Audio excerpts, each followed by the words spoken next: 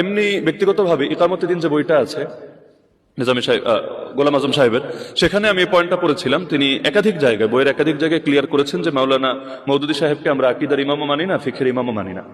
তো যার কারণে তার কোনো লেখা নিয়ে সমালোচনা করতে হলে ব্যক্তি মওদুদী সমালোচনা করেন, এটা দলের উপর কেন চাপান যেটার সঙ্গে দল একমত না? এমনকি ইতিহাস সামনে রেখে আমি যেটা জানি যে প্রথম যখন রেজুলেশন হয় মাওলানা মওদুদীর জীবদ্দশায়, সেখানে এই পয়েন্টটা ছিল যে ওনার ফিকহি মতের সঙ্গে সংগঠনের সবাই একমত হতে বাধ্য না, ওনারটা ওনার ব্যক্তিগত আর সংগঠনেরটা সংগঠনের।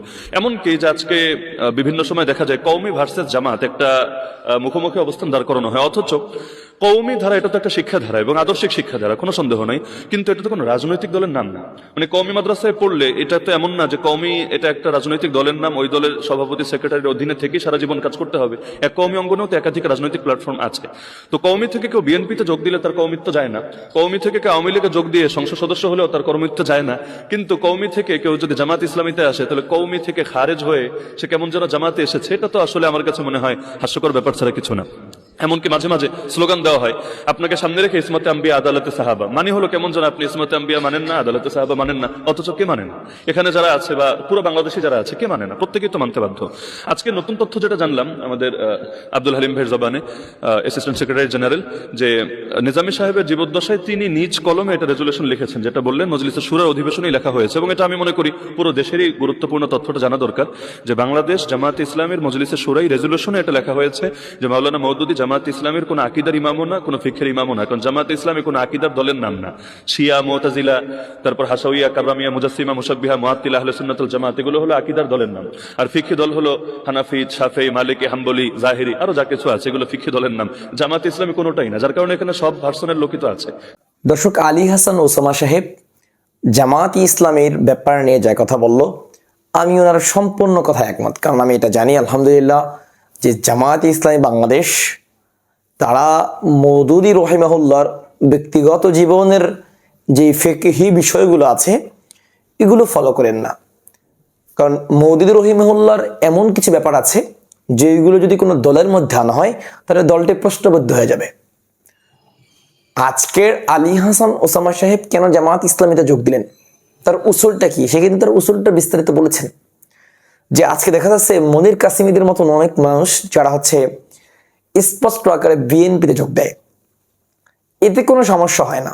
বাংলাদেশের মানুষ তাদেরকে বলে না যে তারা কওমি থেকে খারিজ হয়ে গেছে।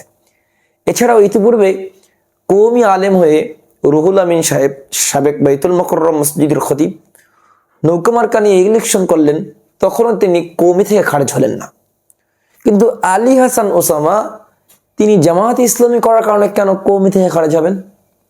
আর কথাগুলো কিন্তু একদম পরিপূর্ণ লজিকপূর্ণ যুক্তিপূর্ণ কথা, ফেলে দেওয়ার মতন না। জি, আমি ওনার কথার সাথে একমত।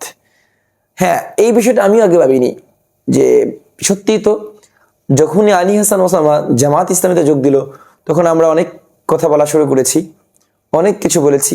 এখন আমার মাথায় এই ব্যাপারটা ঢুকেছে যে আসলে কেন এর আগে তো কওমি থেকে অনেকেই বিএনপিতে যোগ দিয়েছে, তো আমরা তো তাকে নিয়ে তেমন একটা সমালোচনা করিনি, তাকে নিয়ে তো আমরা বড় কিছু বলিনি, খারেজি বলিনি।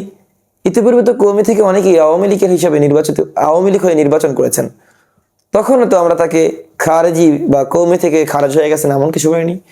আলী হাসান ওসামা সাহেব উনি জামাত ইসলামীতে যোগ দিয়েছেন, যার ফলপ্রসূতে আমরা কেন ওনাকে দোষারোপ করছি? অবশ্যই এটা আমাদের অবশ্যই বাড়াবাড়ি।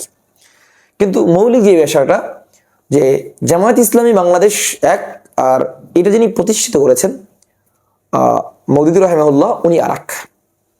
আমার মৌলিক ব্যাপারটা বোঝেন, উনি দলীয় গঠনতন্ত্রের মধ্যে ওনার ব্যক্তি জীবনের ফিকহেকে প্রবেশ করেননি। আবার ভালো করে বলছি, উনি দলীয় গঠনতন্ত্রের মধ্যে ওনার ব্যক্তি জীবনের ফিকহেকে প্রবেশ করেননি। ওনার ব্যক্তি জীবনের ফিক এক আর ওনার দলের গঠনতন্ত্র আর এক।